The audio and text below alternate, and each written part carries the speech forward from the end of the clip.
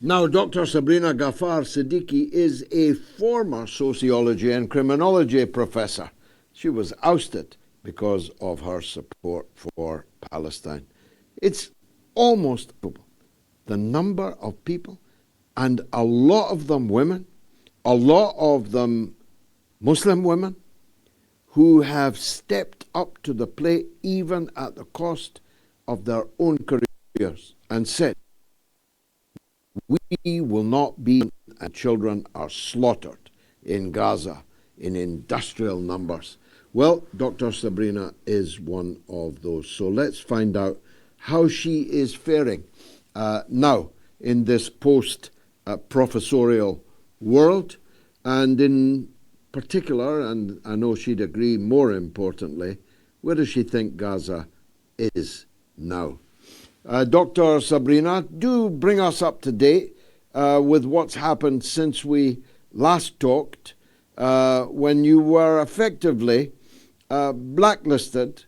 A McCarthyite witch hunt was mounted against you, and you were ousted from your position. Tell us what's happened since. I'm so sorry, I was on mute. Unmute yourself, Doctor. Thank you so much for having me on again. Since we have last spoken, I still remain unemployed, blacklisted in the academic world. I've been given an arbitration date by my union for fall of 2026 for the first time that I'll be able to voice my case and get any kind of justice. So that would be, a whole 2 years after being ousted. And that's where our institutional kind of systems lie in terms of any kind of accountability for these kinds of unfair dismissals. What fake charge did they hang on you?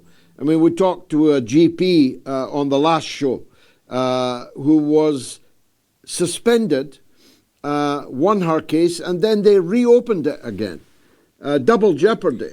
Tell us, what was it they accused you of? So, interestingly, it wasn't anti-Semitism, although those were the complaints that kept coming in. I essentially had become a nuisance because Zionists kept emailing and complaining about me. But because I wasn't actually anti-Semitic and I was in the role of senior advisor, diversity, equity, inclusion, and I was very familiar with equity language, they couldn't really accuse me of anti-Semitism. So they accused me of incivility and unprofessionalism because I made a joke. I made a joke about, I believe there was, I think the Maldives had released a statement saying that anyone with an Israeli passport would not be welcome. And I had shared a post of the beautiful, pristine waters of the Maldives. And I had said something like, some call it paradise for its waters and others because you won't find Zionists there anymore. And it went viral. Quite a good joke. That's quite a good joke. And you only shared it. And you got sacked as a professor for that? Basically, yeah. They said that it was very unprofessional of me. So yeah, I mean, I was told that my case was very strong and it was very clear that they were, very heavy-handed. But it's taking 2 years to even appear. And I had been told, like I said last time, that I had been advised by my lawyer through the union that I should cool it on my advocacy until I have an arbitration date. Otherwise, I wouldn't really see any good come out of it. And that was a year and a half ago. And my arbitration date is next year. I mean, since then, we've had so much carnage and a fake sham ceasefire, as you are well aware. Yeah, I was just about to turn to that, Doctor.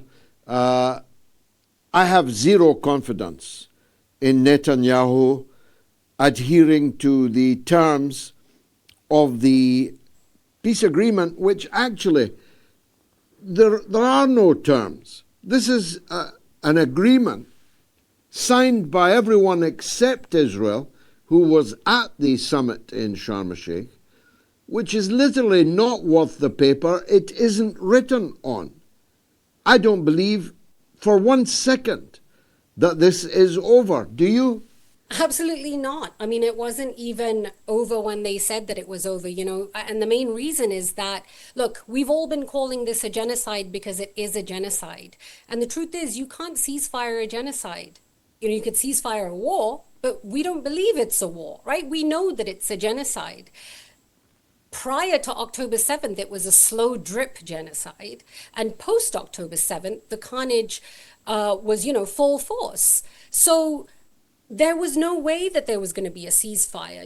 The aspirations of Israel was the Greater Israel Project. And you must have seen that just this morning, the finance minister, Smotrich, said that settlements in Gaza will happen as a security measure for Jewish people.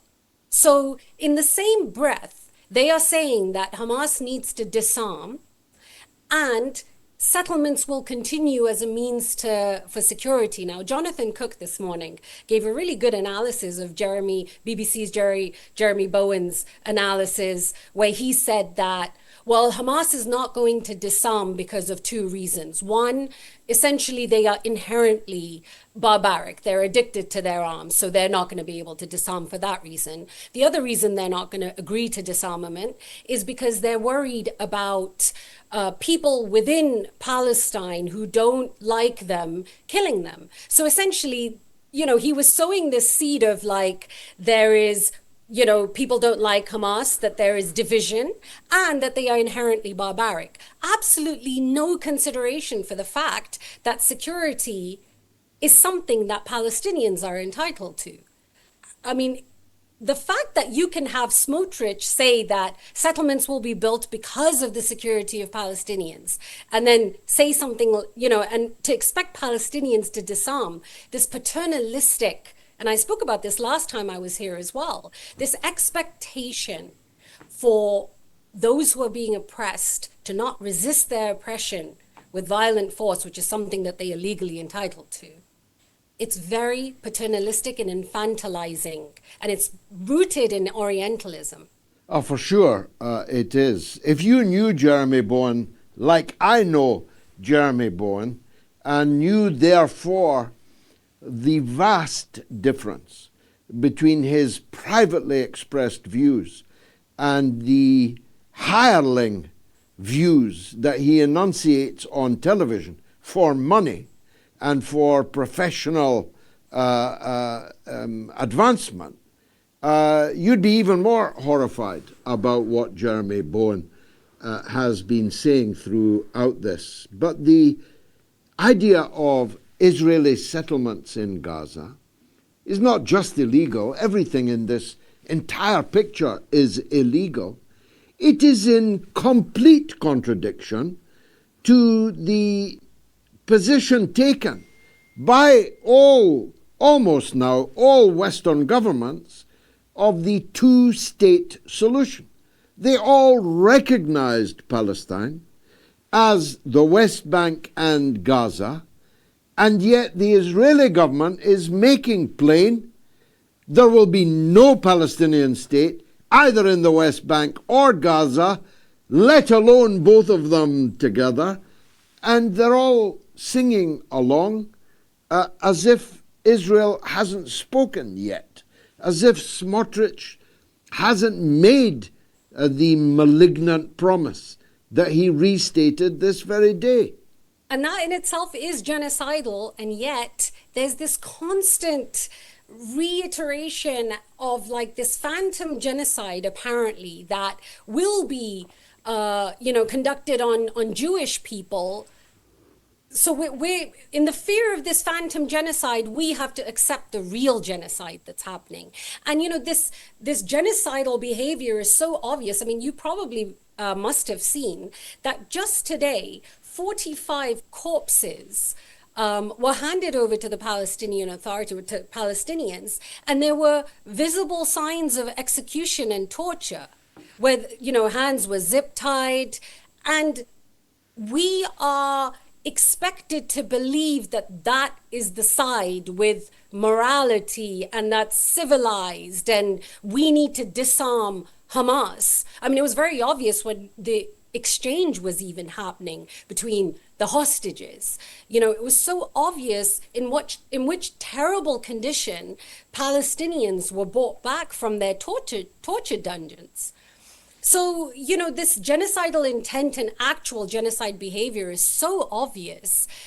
The ceasefire was a sham. It was a much needed reprieve for Palestinians, which is why I did not share any kind of criticism, you know, when ceasefire was announced, because who are we to criticize the joy that was felt by Palestinians in that moment? But you'd have to have the memory of a goldfish to believe that, you know, Israel was going to actually abide by, you know, the terms. Just in January, a peace deal was made, a ceasefire was established, and everybody was praising Trump for what he had done, and it was broken within hours, within days. And again, we've seen that. You know, just today, 15 people were taken, were imprisoned in Rafah.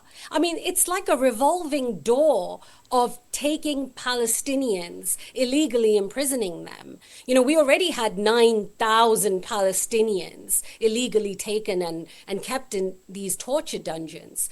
And, you know, the number has doubled since October 7th. We know that. I think 323 at least of them are children. And 83% of them describe torture in these dungeons that they are kept in. 115 of them, I believe, are health workers who, you know, and I think you spoke about this in your show yesterday, that there is a propaganda campaign that is done to make people believe that those wearing medical coats or press vests are terrorists. It's to manufacture consent for them to be taken. But why is the world not up in arms about 115 medical workers being illegally imprisoned? Tortured. One doctor was raped to death. Just imagine that. Now, finally, Doctor, it's a personal question, really. How have you borne up through it all? Have you had support? How did your family react, your friends? Have you been shunned anywhere? Or have you been encouraged by how people have rallied round?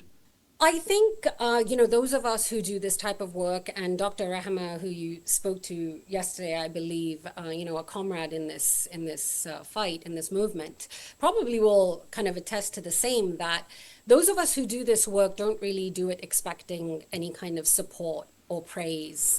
The truth is, if I didn't have any support whatsoever, it wouldn't stop me from speaking up, telling the truth, losing my job.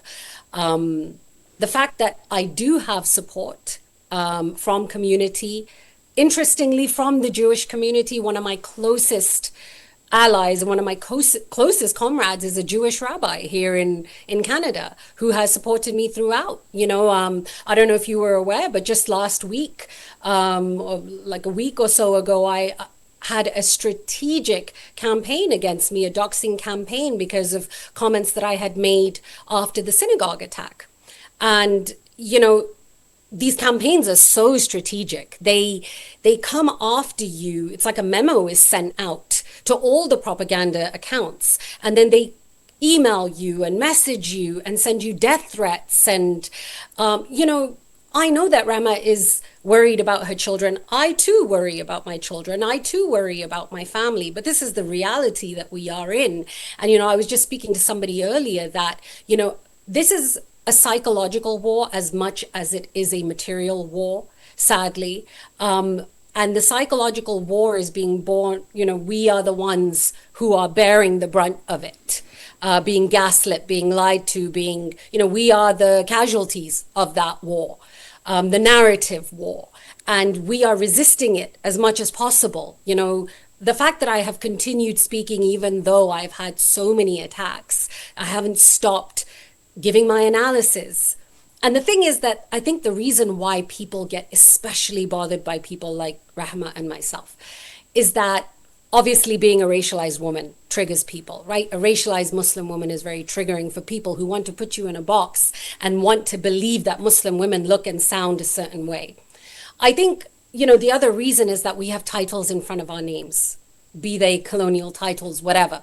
The point is that having a doctor title in front of your name gives you legitimacy. I am an academic. I have a PhD to prove my intellectual capabilities. I write very well. And that is very threatening. It's very threatening for Zionists. And that's why there is such a insidious, targeted campaign against people like me, because liberation is contagious. Decolonizing your mind is contagious. The more I speak, the more people are inspired by my story. And you asked first about how I'm doing since, being ousted. One of the things I'm doing is writing a book, which should be released in a couple of months. And it will really be an expose of the diversity, equity, inclusion industry. And that in itself, again, is a form of resistance, that they ousted me from a role, but here I am coming back and teaching them about it and decolonizing DEI. So keep a lookout for that as well. I'm not going anywhere. Well, I'm still we'll here. we'll definitely have you back on the show with your book Resplendent, I promise you.